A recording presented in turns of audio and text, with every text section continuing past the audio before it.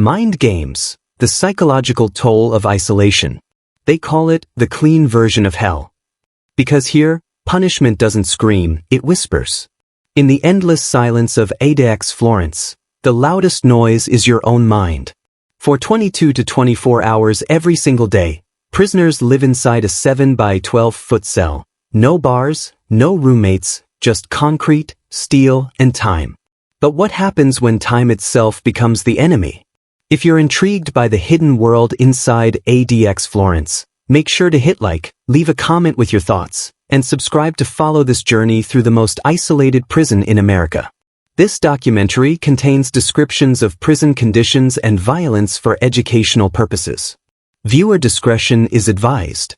The invisible punishment. According to the National Institute of Justice (NIJ) grant report, prolonged solitary confinement isn't just a security measure, it's a psychological experiment. Inmates at ADX Florence live in near total isolation, with minimal natural light and no meaningful social interaction. Clinical psychologists describe it as environmental deprivation, a condition that slowly strips away emotional and cognitive stability. Those who arrive with stable mental health begin to display symptoms of anxiety, paranoia, and depression. Those who arrive already fragile often get worse. A 2018 Bureau of Prisons internal review documented that several inmates experienced what psychologists call SHU Syndrome, named after special housing units, where solitary confinement is common. It's marked by hallucinations, panic attacks, self-harm, and a deep sense of unreality. A prison inside the mind. Every sound inside ADX becomes amplified. The hum of ventilation, the echo of footsteps, the clank of a meal tray sliding through the steel slot. For inmates, the absence of human voice becomes its own form of torment. Some start talking to themselves. Others invent imaginary conversations with family they haven't seen in years. Psychiatrists from the Cunningham v. Bureau of Prisons, 2016, case testified that the human brain is not designed for such isolation. One expert witness described it this way. When you strip away all forms of sensory input, the mind starts creating its own reality, and that reality is rarely kind. Mental health failures and reform. The Cunningham v. BOP case was a landmark. It forced the Bureau of Prisons to acknowledge that some inmates with severe mental illness were being held at ADX despite policies forbidding it. The court mandated reforms, improved psychiatric screening, better treatment access, and the creation of specialized mental health units. The settlement was a small victory, but it revealed a deeper truth. ADX wasn't just isolating bodies, it was dismantling minds. Even the 2018 Bureau of Prisons inspection report noted the paradox. Security standards were unmatched, but mental health outcomes were deteriorating. Guards were safe, but inmates were silently unraveling. Voices from inside. In interviews compiled by the Marshall Project, 2016, former inmates described ADX as a place that changes you forever. One man said, "It's not the food, it's not the guards, it's the silence. After a while, you forget what your own voice sounds like." Another wrote in a letter smuggled through legal mail, "You start counting the cracks in the wall, then you start naming them." While these words sound haunting, they were presented as evidence, not emotion, in official court proceedings and journalistic investigations. They underscore what psychologists already know. Prolonged isolation alters brain chemistry, memory, and perception. The cost of control. ADX Florence was built for control, of movement, of risk, of violence. But the cost of that control extends beyond walls and wire. It costs pieces of the human psyche. Studies cited in the NIJ research report, 211971, found that long-term isolation can lead to measurable neurological changes. MRI scans of inmates in extended solitary showed reduced activity in regions associated with empathy and decision-making. Essentially, the brain rewires itself to survive confinement by dulling emotion. But when that adaptation happens, rehabilitation becomes nearly impossible. The paradox of safety. From the outside, ADX looks like order. From the inside, it feels like collapse. Guards follow protocols designed to prevent chaos, yet those same protocols often create internal chaos for the inmates. To the Bureau of Prisons, it's the pinnacle of control. To human rights advocates, it's a silent experiment on the limits of sanity. In 2025, a new ACLU-linked lawsuit, documented by the Death Penalty Information Center, argued that transferring former death row inmates to ADX constituted psychological torture. The debate continues. What defines punishment, and when does it become something else entirely? They built it to hold the most dangerous men in America. But what they discovered was that isolation itself can become the most dangerous thing of all. Inside the minds of the broken, we'll uncover the real psychological transformations that occurred behind the reinforced glass of ADX Florence, and what happens when men who've lived in silence are finally forced to speak. Chapter 3. Inside the minds of the broken. The mind is the last place they can't lock a door. But at ADX Florence, even the mind finds no escape. Behind reinforced glass and silent corridors, something happens, something invisible. The line between punishment and psychological collapse begins to blur. When silence speaks back. In interviews conducted by court-appointed psychologists during the Cunningham versus Bureau of Prisons litigation, several inmates described hearing things that weren't there, footsteps in the walls, whispers through vents, the hum of voices that didn't exist. These weren't ghost stories. They were clinical symptoms, hallucinations born from extended isolation and sensory deprivation. The NIJ's Entombed in Isolation study confirms it. Long-term solitary confinement amplifies auditory and visual hallucinations. When deprived of natural sound, the brain starts to create its own noise. Psychiatrist Dr. Craig Haney, a prominent expert in correctional psychology, wrote that humans are social animals. When you deny them social contact, their internal world becomes distorted and self-perception begins to erode. In ADX Florence, that erosion is constant. Day after day, week after week, year after year. The psychology of survival. Some inmates adapt, not by resisting the isolation, but by surrendering to it. They create strict routines, counting steps, tracing cracks, repeating mantras. One inmate, documented in the Marshall Project investigation, 2016, described his coping mechanism. I map the room in my head. I walk from corner to corner 10 times a day. It reminds me I still exist. Another wrote, you build a second mind. One that doesn't need people, one that doesn't dream. It's how you stay alive. These survival mechanisms, according to psychologists, mirror behaviors seen in astronauts, polar researchers, and hostages, people who face extreme isolation. But in prison, there's no mission, no countdown to freedom, only uncertainty. The invisible patience. Before reforms began in 2016, inmates with schizophrenia, PTSD, and bipolar disorder were often held at ADX without consistent treatment. The Cunningham settlement forced the Bureau of Prisons to acknowledge this failure and develop mental health-specific units inside the facility. The inspection report from 2018 noted the creation of a step-down program, a phased reintegration system allowing inmates to gradually increase contact and activity if they maintain good behavior and stability. It was a policy milestone, but implementation took time.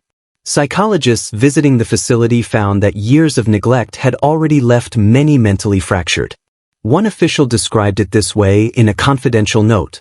By the time treatment reaches them, they are often beyond recognition, functioning, but hollow. Case files and rehabilitation attempts. Court records reveal de-identified case summaries that reflect what prolonged isolation does. An inmate once considered calm and compliant began smearing messages on walls, his words no longer coherent. Another, serving a life sentence for terrorism-related crimes, stopped speaking entirely. He communicated only through written notes that contained numbers, not words. Psychologists call this cognitive withdrawal, a defense mechanism where language and reasoning retreat into repetitive patterns to maintain control. These cases were cited as proof that confinement without treatment deepens psychological injury, not discipline. The human experiment theory. Scholars in criminal justice, including those referenced in the NIJ research report, argue that ADX Florence inadvertently became a living laboratory, a place where the long-term effects of total isolation could be observed. It wasn't designed as an experiment, but its conditions unintentionally mirrored one. Years later, the data became undeniable. Inmates developed higher rates of psychosis, emotional regulation collapsed, and once released, those who survived solitary were statistically more likely to reoffend or self-harm. These findings reached Congress in the form of testimony from psychologists and former correctional officers. Their conclusion was stark. ADX Florence protects society, but it destroys the individuals inside it. A fragile balance. Despite the darkness of these findings, not every inmate succumbs to mental collapse. Some find purpose through education programs, religious study, or written correspondence with volunteers and academics. A few use that limited interaction to rebuild a sense of identity, proof that even in isolation, the mind searches for meaning. In a rare comment from a former ADX warden, cited in the Marshall Project's report, he said, "Some men adapt, some deteriorate, and some, you just watch disappear." It's a statement that captures the central paradox of Florence. The prison was built to prevent chaos, yet in doing so, it creates chaos within the human mind. The quiet truth. By late evening, as the last light fades behind the Rockies, AX becomes a void, rows of cells humming under dim fluorescent light. No voices. No footsteps. Just breathing and time. They came here for what they did. But they stayed here for what it did to them. Chapter 4. The System and the Secrets. We'll explore how ADX Florence became a symbol of both security and controversy, its creation, the political forces that built it, and the hidden decisions that keep it running today. Chapter 4. The System and the Secrets. In the middle of Colorado's high desert, surrounded by mountains and silence, stands a fortress so secure that no one has ever escaped. It's called the United States Penitentiary Administrative Maximum Facility, or simply ADX Florence. But this prison didn't appear by accident. It was born from fear, politics, and a national demand for absolute control. To understand ADX Florence, you have to understand the system that built it, and the secrets that keep it alive. Born in an era of violence. The story begins in the late 1980s. America's federal prison system was unraveling. Gang violence, high-profile escapes, and inmate attacks on guards had turned maximum security prisons into battlegrounds. Between 1983 and 1987, over a dozen correctional officers were killed in U.S. federal prisons. Public trust was collapsing. Congress demanded action. The Bureau of Prisons proposed a new kind of facility, one that would hold the most dangerous, uncontrollable inmates in a place designed to make escape and violence impossible. By 1991, funding was approved. And in 1994, ADX Florence opened its gates to its first 200 prisoners. Its mission, to safely house inmates who pose the greatest threat to the operation of other prisons. But inside that mission was something deeper, a promise that control would come at any cost. Designing a prison no one could escape. The blueprints for ADX were unlike anything seen before. Architects worked alongside former military engineers and behavioral psychologists to design a facility that could manage human behavior through architecture alone. Each cell was engineered for isolation and observation. The walls are solid concrete, soundproofed. Windows are only 4 inches wide, angled upwards so inmates can see nothing but sky. Movement is choreographed. Meals are delivered through slots. Recreation happens in individual cages, not yards. Communication with other inmates is virtually impossible. Every corner of the prison was built to remove one thing: human connection. The 2018 Bureau of Prisons Inspection Report confirmed. The design of the facility emphasizes staff safety, surveillance, and inmate containment above all else.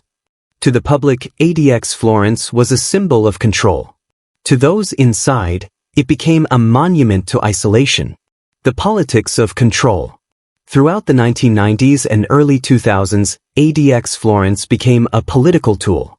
Every time violence erupted in another federal facility, Officials pointed to Florence as the solution. Lawmakers praised it as the safest prison in America.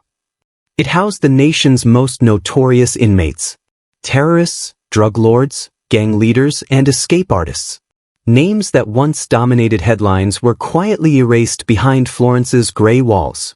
But as the years passed, the secrecy grew. Media access was denied. Reports were heavily redacted. Even congressional oversight committees struggled to get full transparency on daily operations. In 2016, during the Cunningham versus Bureau of Prisons case, internal documents revealed just how limited public oversight truly was. Even mental health audits, the bureaucratic machine. ADX Florence operates under a hierarchical, multi-layered bureaucracy. Wardens and associate wardens oversee daily operations. Unit managers handle inmate assignments, movement, and compliance.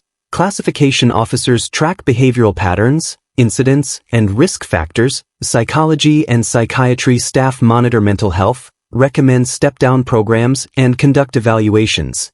Intelligence units analyze mail, communication, and potential threats.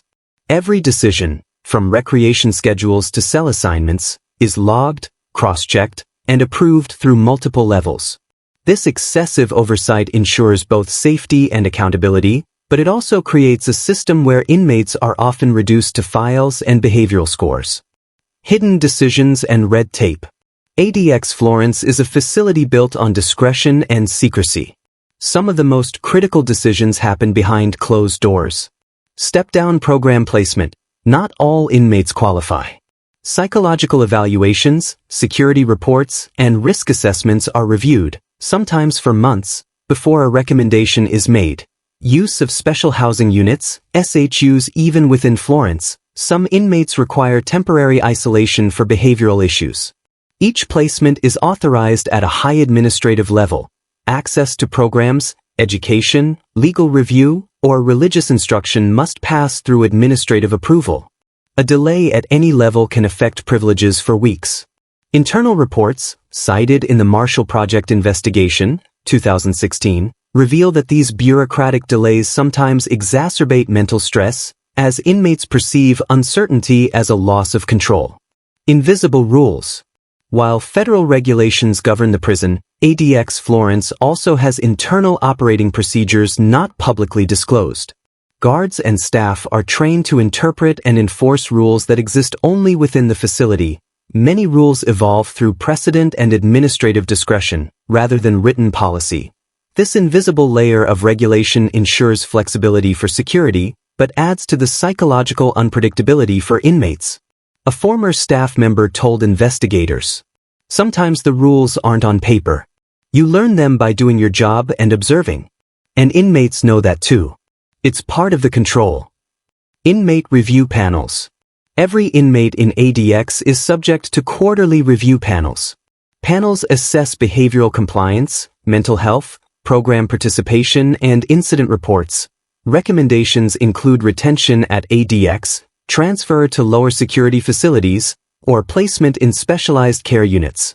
Documentation is reviewed by multiple layers, including the central office in Washington, D.C. These reviews ensure legal compliance and help protect the Bureau from litigation, as highlighted in Cunningham v.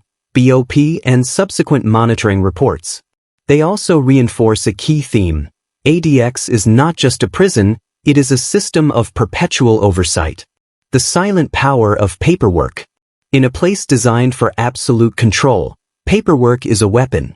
Every memo, evaluation, and log shapes an inmate's day, or even their future. Missed reports can delay recreation or program access. An incomplete psychological evaluation can result in continued solitary confinement. Staff use written documentation as a shield, protecting them legally and ensuring compliance with federal regulations. The NIJ report emphasizes, the bureaucracy itself becomes a mechanism of control, quiet, invisible, but absolute. The hidden human cost. Behind every decision, behind every form and evaluation, are human lives. Inmates often feel reduced to data points, behavioral scores, incident flags, or psychological assessments. Even staff recognize the paradox. A senior psychologist quoted in the Marshall Project said, "The system works too well. And when it works perfectly, it can feel like it's crushing the very humanity it is meant to contain."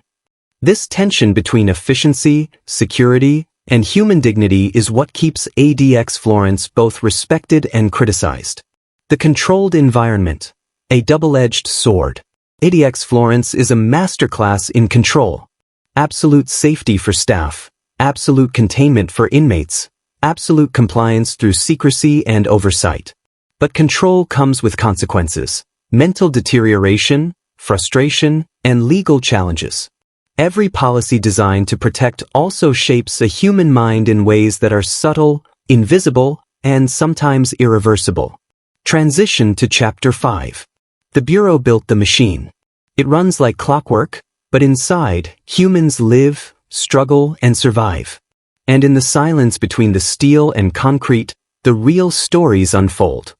Next, Chapter 5. Human Stories and the Future of ADX Florence. We'll explore the personal narratives of inmates and staff, the reforms underway, and the ongoing debate about the future of supermax confinement in America.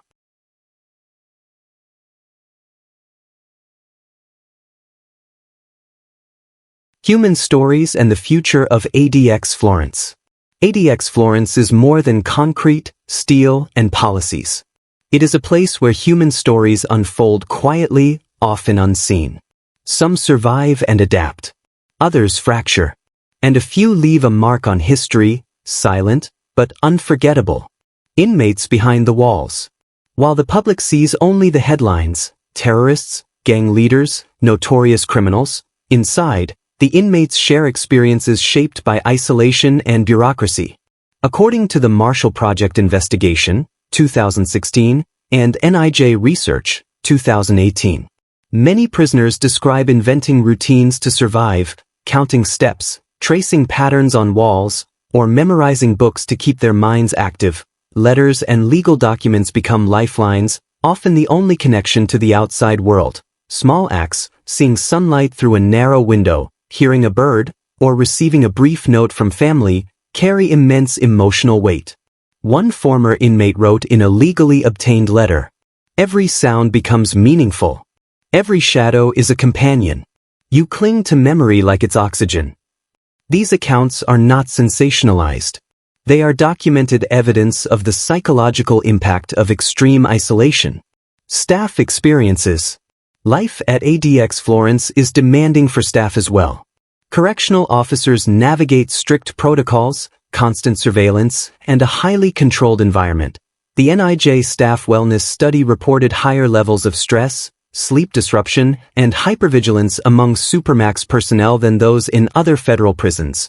Many describe the work as a delicate balance, maintaining safety while managing inmates who are psychologically fragile.